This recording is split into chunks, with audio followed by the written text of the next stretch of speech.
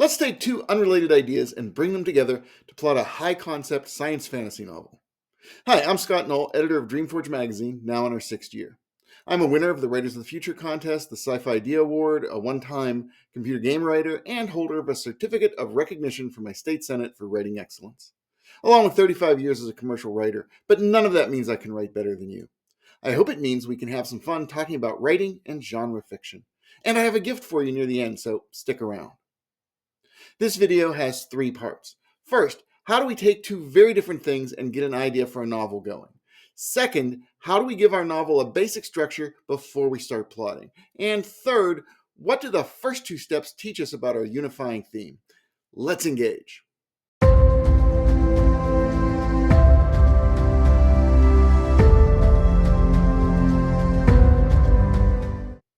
A couple of years ago, a good friend was downsizing, and to help out, I bought part of her elephant collection. These are from The Herd, a collection of elephant figurines by Martha Carey. They're brilliant. Look at that. Ever since I got them, I've wanted to include them in a story somehow. Well, not the figurines, but living elephants with as much personality as these guys. Some ideas have come and gone, but I recently remembered a technique I learned long ago about taking disparate objects and fusing them together to conceive of something very different for both. So, with elephants in hand, I also reached out for two of my favorite books from my mid-teens. The City and the Stars by Arthur C. Clarke and The World Inside by Robert Silverberg. Both include far future cities of such weight and significance that they almost become characters in themselves. There it is, Cities and Elephants, a city of elephants. I just needed to let that simmer for a bit, but started making notes and see what ideas appealed to me and what improvisational magic might happen. And here's what happened. I saw an eternal city on a far future Earth. It was a city of elephants, with high-tech servants called providers meeting the needs of the herd as they lived out their lives in vast architectures built to their measure. No ordinary elephants, these are uplifted pachyderms who can exchange thoughts over Bluetooth, work in pairs to coordinate their trunks like hands, and have their own society, mythology, and beliefs. Now I was starting to like it. The Eternal City protects the herd and keeps them safe and secure through the centuries, living lives of peace that their ancestors could never imagine, until, well, we'll get to that. First, a couple major world-building points. I decided the elephants had been uplifted by some of the last technically advanced humans on the planet, before most of humanity dispersed among the stars. Their new lives were just a gift to these sentient creatures who had been so often abused by the humans' primitive ancestors. You know, us. By the time of the novel, however, the herd has lost all knowledge of man.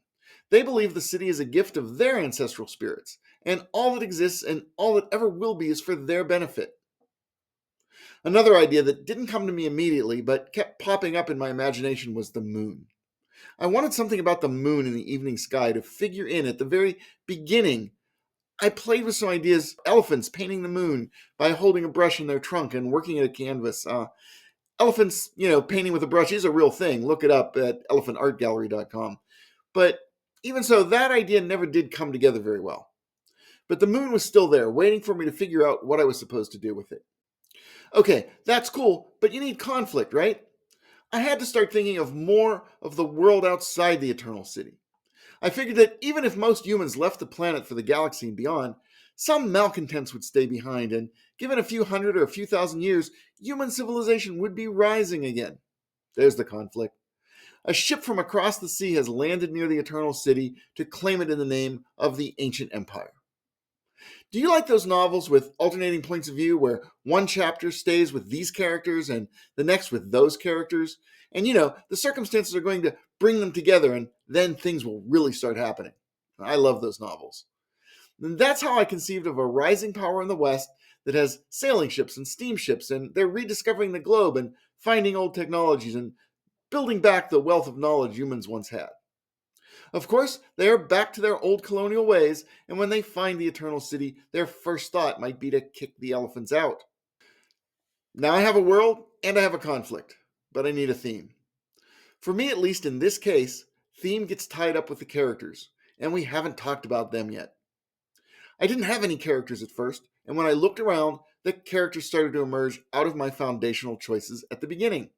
You remember City in the Stars by Arthur C. Clarke and The World Inside by Robert Silverberg. In City in the Stars, the protagonist's name is Alvin. His driving motivation is to break free from the stagnant, cyclical life of his eternal city. He's compelled by a deep curiosity and a yearning for change. Alvin wants to explore the unknown, uncover mysteries of his world's past, and challenge the limits imposed by a society that has long settled into a predictable routine. In The World Inside, one of the main characters is Sigmund Kluver. Over the course of the novel, Kluver struggles with the dehumanizing pressures of life in a hyperpopulated, regimented urban tower where conformity and unquestioning obedience are the norm. Both of these characters are relatively young and rebelling against the world they find themselves in. That's classic stuff. I can work with that. I started with the elephants. Remember, I want them to be uplifted, intelligent, and capable. One thought was to give the elephants 2 trunks so they would have hands, but I thought it would be more interesting to introduce the idea of trunk twins, elephants that are able to work together with such synchronicity that their trunks become as if they were the hands of a single individual. That's how I got Sola and Alvin together. 2 young elephants outside at night using a telescope to examine the moon.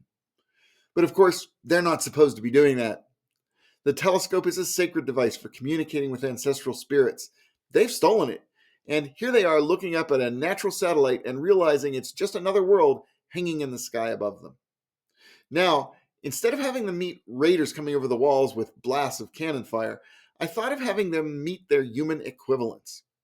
2 young men from the human expedition who have entered the city, exploring without orders, away without leave, trying to prove something their officers won't believe. That's Kai from the islands and Dom, the botanist's mate. Bringing these 2 sets of characters together will be awesome because they have something in common, but their communities will be totally at odds with one another. I actually decided to start chapter 1 with the humans, because it would be easier to explain the world through human eyes, and the boys can convey their surprise at seeing elephants in the field using a telescope. Then, when we switch to the elephants, conveying their intelligence will not be surprising. In fact, the reader will be anxious to understand it, rather than finding it confusing to start. There we go. That's an idea pulled together from 2 very different sources. The main structure of the novel, telling it from 2 different sides, and a theme, youthful rebellion and the search for truth. Hey, you can do this too. You don't need elephants and old books.